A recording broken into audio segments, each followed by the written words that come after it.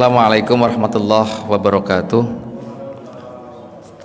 Alhamdulillahilladzi arsala rasulahu bil huda wa dinil haqq liyudhhirahu 'alad dini kullihi wa kafa billahi syahida.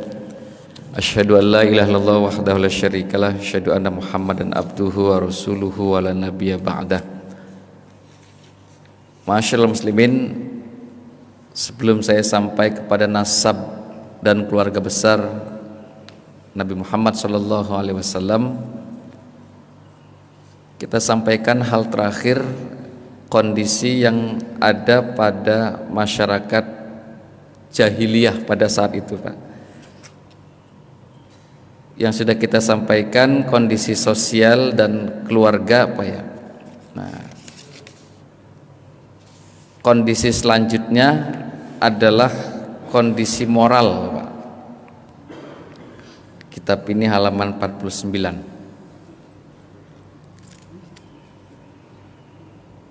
Saya sebutkan sudah kemarin, Pak, ya. Kondisi sosialnya itu buruk, Pak. Apalagi mereka dikenal dengan kondisi jahiliyah. Namun jamaah sekalian, walaupun mereka hidup dalam kehidupan nista, ada di kitab ini berapa, Pak, kondisi moral yang baik mereka? 6 kondisi baik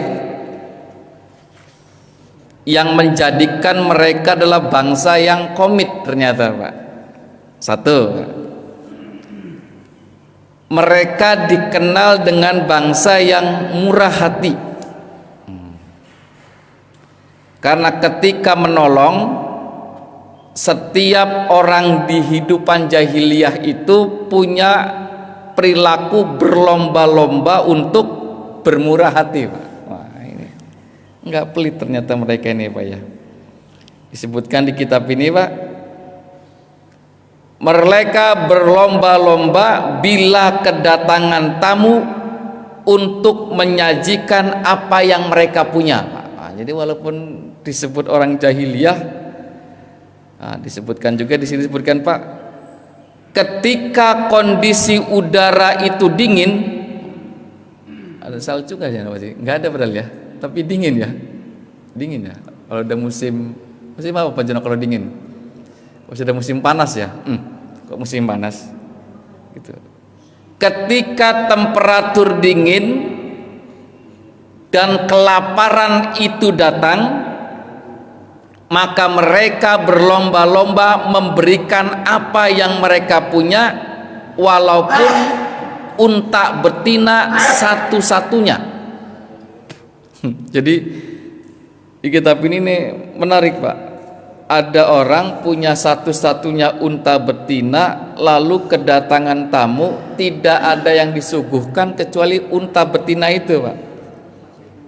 Ternyata disembelihnya, Pak, demi menyelamatkan tamunya. Nah, disebut hingga unta tersebut disembelih untuk tamunya tersebut. Waduh, ini berat, Pak, ya. Lalu bercandaan saya, Pak, bercandaan orang di dompet Bapak ada 100.000, temennya butuh, kasih 50.000, itu 50% namanya itu, Pak. Nah, di dompet Mang Sapri ada 2 juta, 50%-nya berapa, Bang? 1 juta. Nah, baik, murah hati, Pak, ya. Walaupun ujungnya ngeri, Pak. Ujungnya itu adalah mereka agar berbangga-bangga dengan kemurahan hati itu, Pak. Nah, jadi mereka, Pak Yulia disebutkan di sini, bermurah hati itu agar terkesan menjadi sebuah kebanggaan dan berbangga-bangga kalau dikenal sebagai orang yang bermurah hati. Ya enggak apa-apalah, terserah mereka aja itu, Pak. Baik, 1, ya, Pak, ya. 1. Yang kedua, jamaah sekalian, orang-orang jahiliyah itu ternyata dikenal sebagai komunitas masyarakat yang senang menepati janji. Tadi malam saya cek cerita di dalam kitab ini, Pak. ada dua orang kisah tentang Hani bin Mas'ud Asy-Syaibani, lalu As-Sama'ul bin Adiyah, dan Hajib bin Zurarah At-Tamimi. Nah, ini orang yang siap bahkan mengorbankan keluarganya demi menepati janji, Pak. Wah. Ini kisahnya menarik, Pak. Tiga orang ini nanti saya ceritakan insya Allah di lain kesempatan.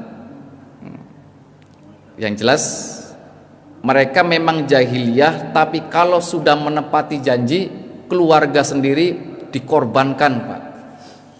Kalau mereka tidak menepati janji, jadi milih anak yang menepati anak orang yang menepati janji atau anak sendiri yang ingkar janji. Wah, milih anak orang.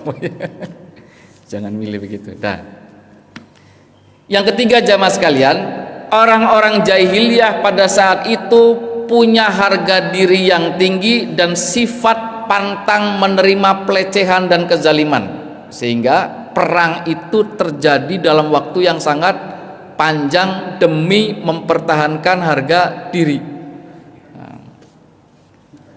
Bukan hanya harga diri pribadi, Pak, tapi harga diri suku.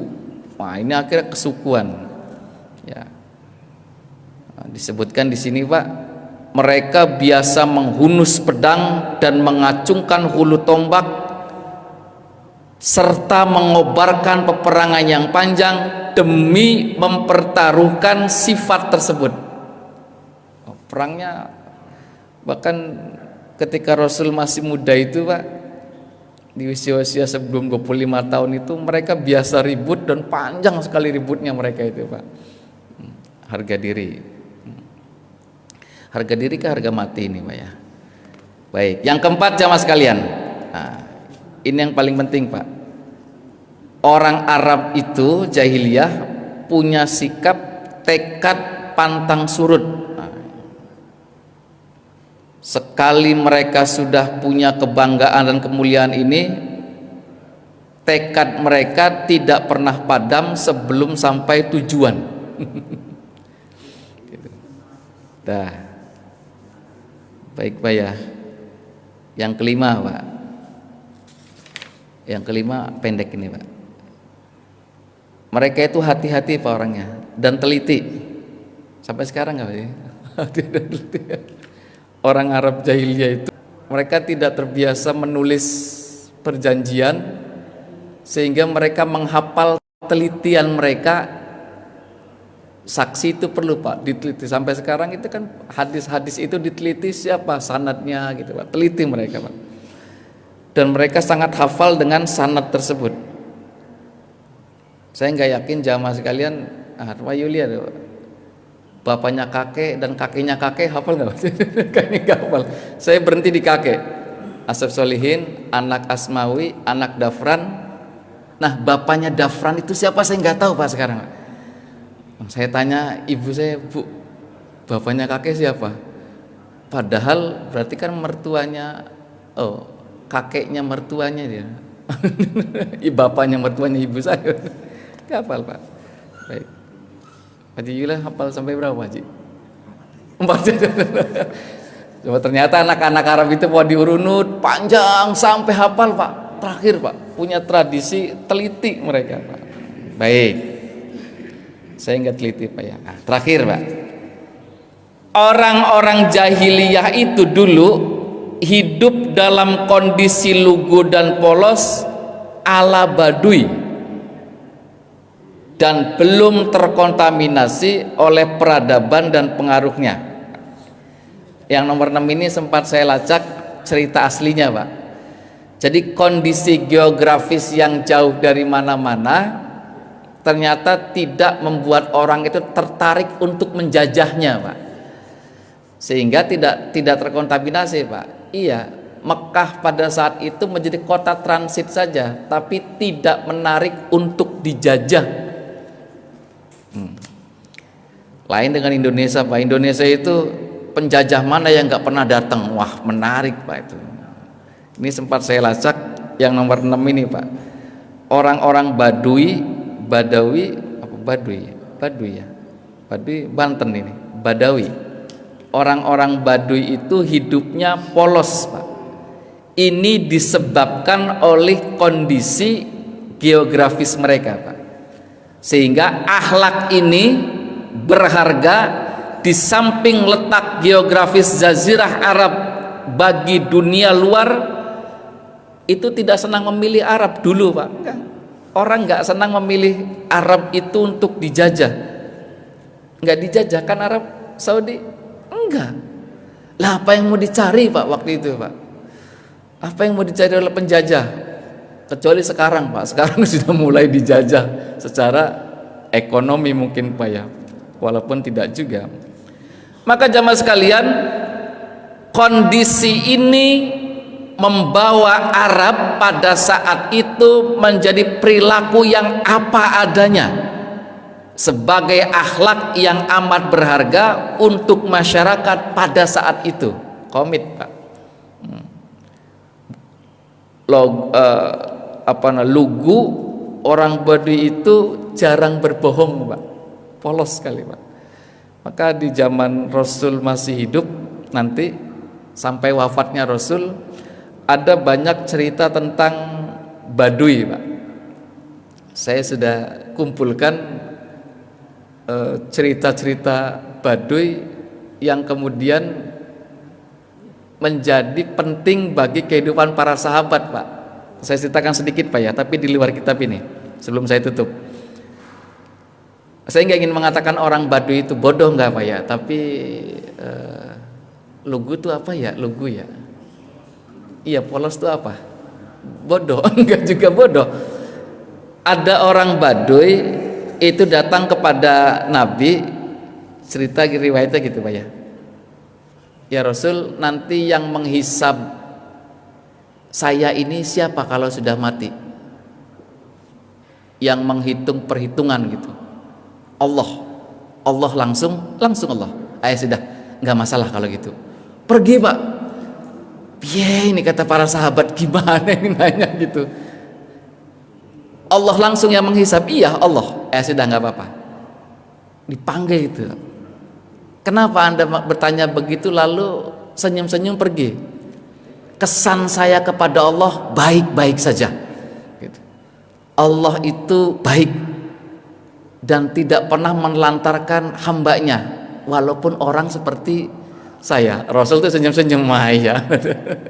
Satu lagi saya ceritakan, Pak. Ada orang, walaupun nanti saya cek juga cerita ini, Pak, namanya Nuaiman. Nuaiman itu salah satu orang yang menyaksikan Rasul tapi seneng mabuk, Pak. Seneng mabuk gitu. Nuaiman nanti. Nama Nuaiman banyak, Pak. Lalu sholatnya payah, Pak. Ya seperlunya aja. Puasa ya seperlunya aja. Lain seperlunya aja. Ketika ditanya, apa ibadah yang kamu andalkan? Enggak ada. Mabuk, Pak. Terus apa kata Nuaiman, Pak? Tapi saya mencintai dengan sangat dirimu ya Rasulullah. Preman, bukan preman, pemabuk tapi cinta kepada Rasul luar biasa. Maka ada satu riwayat lain disebutkan orang itu akan bersama dengan orang yang dicintainya, Pak. Maka Nuaiman itu sudah cukup bersama Rasul di dalam surga karena kecintaannya. Tapi ingat, Pak, di kemudian hari Nuaiman karena nanti sering ditanya, yang penting jangan bohong, Pak. Orang Arab itu jarang bohong. Hari ini mabuk enggak? Mabuk ya Rasul, biasa. Besoknya ditanya lagi mabuk. Setiap hari ditanya tentang demikian, maka akhirnya Nuaiman itu bisa sadar lah. Malu kalau ditanya terus. Hari ini mabuk, Pak. Di depan umum ditanya mabuk. Ternyata kejujurannya itulah yang kemudian membawa Nuaiman berhenti dari perilaku mabuknya. Jemaah sekalian, itu 6 sifat yang dimiliki oleh orang-orang jahiliyah pada saat itu, yang semuanya baik. Insya Allah besok akan saya sampaikan tentang baru masuk nasab dan keluarga besar Nabiullah Muhammad Sallallahu Alaihi Wasallam, yang ternyata semuanya setelah saya baca itu, Pak, itu bukan golongan kaleng-kaleng, Pak. Keturunan Nabi Muhammad itu sebagai keturunan orang yang memegang kendali Mekah pada saat itu, baik kakeknya, pamannya, walaupun bukan bapaknya, Pak. Terutama kakek dan pamannya itu pemegang kendali Mekah, pasar, Zam-Zam, dan Ka'bah. Nah itu pasar, Zam-Zam, dan Ka'bah. Insya Allah saya sampaikan besok. Nasriminallah wa fatun qarib wa basyiril minin. Assalamualaikum warahmatullahi wabarakatuh.